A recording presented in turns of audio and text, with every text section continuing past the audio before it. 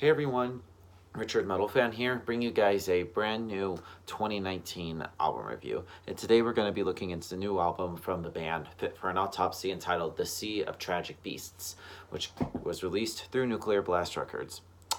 Now, for those of you who aren't familiar with Fit for an Autopsy, like I said, they're a deathcore band from Jersey City, New Jersey, and these guys have been around since 2008. I discovered Fit for an Autopsy about almost like 3 or 4 years ago. I've heard a little bit of their stuff, but it wasn't until their previous album, The Great Collapse, which I heard and I thought was pretty good. And they've been putting out their albums since their debut album, which came out in 2011, called The Process of Human Extermination, which is a pretty solid debut. But I just feel like with this album and with other albums, they've just gotten better and better. And then their 2013 album, Hellbound, which was pretty good. And then their third album, being Absolute Hope, Absolute Hell, was a really pretty good album. I think that was like sort of like my introduction to Fit for an Autopsy. And then their previous album being The Great Collapse, which came out 2 years ago, which I thought was really great. But to answer this question, and like around that time, they had like a bunch of different lineup changes, I should also mention, and then they got like different singers and stuff. But here we are with the band's fifth album. Does this new album, The Sea of Tragic Beasts, follow up to what The Great Collapse has? In my honest opinion, I feel like it definitely has. I feel like with this album compared to like from what I've heard from previous albums, it sounds a lot different, a lot heavier, more groovy. Band has a little bit more atmosphere in some of the songs. Just the vocal. Let's talk about the vocals. I mean, Joe Bad's vocals just sound just fucking sick. Like I don't like he's one of the best deathcore vocalists I've heard. Just like I don't know how he does it, but he incorporates some like different stuff compared to like the previous two singers that they have. It's just really good. Guitar wise, Will Putney, my homie Pat Sheridan, and Tim Howley, whose guitar playing is just as tight. I mean, I don't know why they need three guitar players. Well, also since I've seen them live, they only have two guitar players. Or since I guess Will Putney I don't think tours with them anymore. But yeah, but it just sounds so crushing and just I don't know. It kind of reminds me musically a little bit of like Gojira a little bit. The bass playing is pretty audible. I mean, you could definitely hear Pete's bass in the mix. And drumming wise, Jose and Orta's drumming is just fucking sick. Like he just does a lot of like sick blast beats and everything. It just sounds so great. So yeah, without further ado, let's dive into this album track by track. Now, starting things off is the title track of the album, The Sea of Tragic Beasts, and the title track brings like sort of like a sense of longing and despair penetrating the otherwise visceral gut punch of groove, and sort of like a great breakdown later on.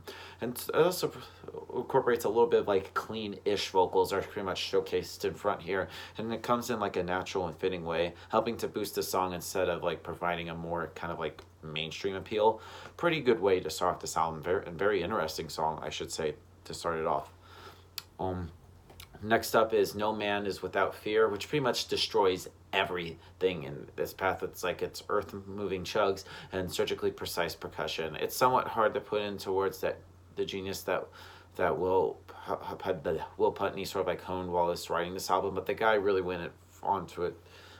I can't even speak today. He just really just does a really good job with this album. It's just making it some of his finest work yet.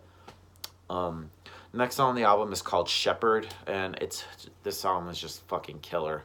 Or like, damn, that's all I could say.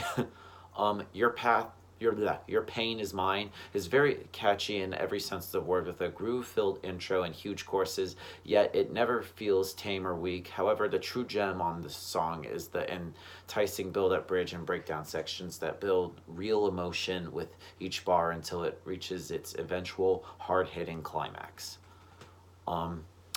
Next song is Mirrors, which has a very beautifully bleak intro, pulling you into a dark world with powerful imagery and moody undertones about how we humans harm those around with our choices or lack of action. Unloved, which contains a bevy of like bone-crushing breakdowns and grooves and is sure to be a destructive favorite in a live setting, but the band does a really good job of balancing sort of like the melancholy and menace throughout much of the song. One of the most standout songs for me in this album. Mourn, which, I mean, this song kind of feels a little bit like a filler, but yeah, I mean, there's not really much to say. I mean, it's just typical Fit for an Autopsy, but I think it's a solid song, I should say. Next song on the album is called Warfare, and this is like, in my opinion, like their more hardcore song, which is kind of like seeing like the band sort of like stepping out of their almost kind of like more melodic death metal, even like deathcore style little comfort zone, with a massive two-step inducing hardcore chug with some ridiculously groovy drumming to make for the album's most stumping portion. And this is one of the most pissed off tracks that Fit for an Autopsy has ever spawned, steamrolling onward with each snare hits as the lives of politicians in favor of special interests and this sends those deceitful worlds harm the most, and are lyrically placed just like front and center.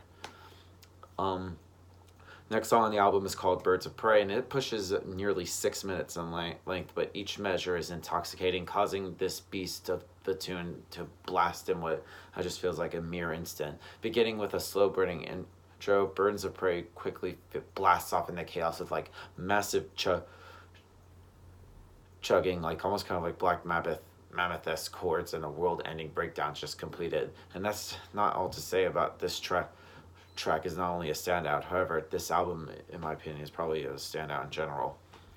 And then the album closes with Napalm Dreams, which trudges on to a gloomy pit of like metal darkness, showcasing like I can't even speak today, apocalyptic harmonies and emotion impact sorrowful screams, with one of the best cleanly sung refrains of the entire album.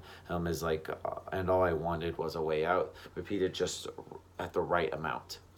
Now overall, The Sea of Tragic Beasts by Fit for an Autopsy is, I feel like, is a new step of direction for the band. I feel like it pretty much showcases like a new territory for these guys.